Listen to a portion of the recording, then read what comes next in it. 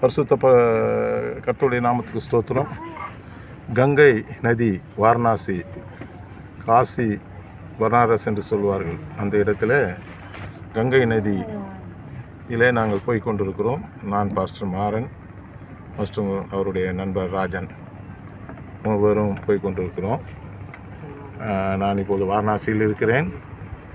வாரணாசி ஒரு முக்கியமான இடம், உலக பிரசித்த பெற்ற இடம் வாரணாசி. இந்த இடத்தில் தான் இந்த பிணத்தை எரிக்கிறார்கள். பிணத்தை கொண்டு வந்து எரித்து அதனுடைய சாம்பலை இதில் கரைத்தால் புனிதமாய் அவர்கள் முக்தி அடையலாம் என்று சொல்லி அவர்களுக்கு விசுவாசம். அதனால் பல பகுதியிலிருந்து மரித்த சடங்களை கொண்டு வந்து பிணத்தை கொண்டு வந்து இங்கே எரிக்கிறார்கள்.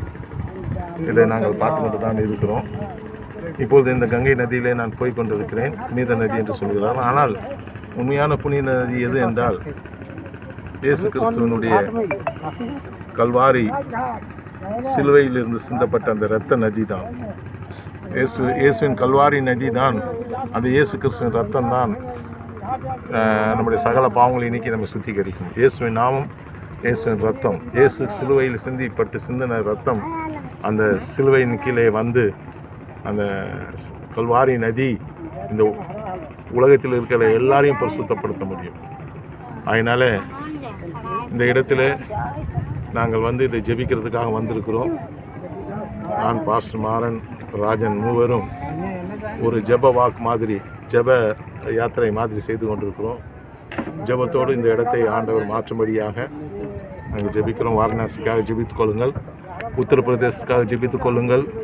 கர்த்தருடைய நாமம் இங்கு மையப்பட வேண்டும். முக்கியமான ஒரு பகுதி, இங்கே எலெக்ஷன் இருக்கிறது, முக்கியமான பகுதி. அது மாத்திரமல்ல, உத்தரப்பிரதேசம் மிகவும் கடினமான ஒரு பகுதி. அந்த பகுதியில் இயேசு கிறிஸ்துவுக்கு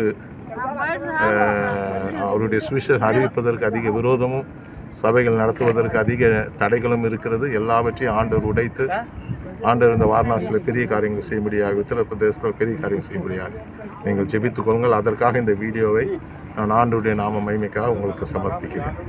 God bless you.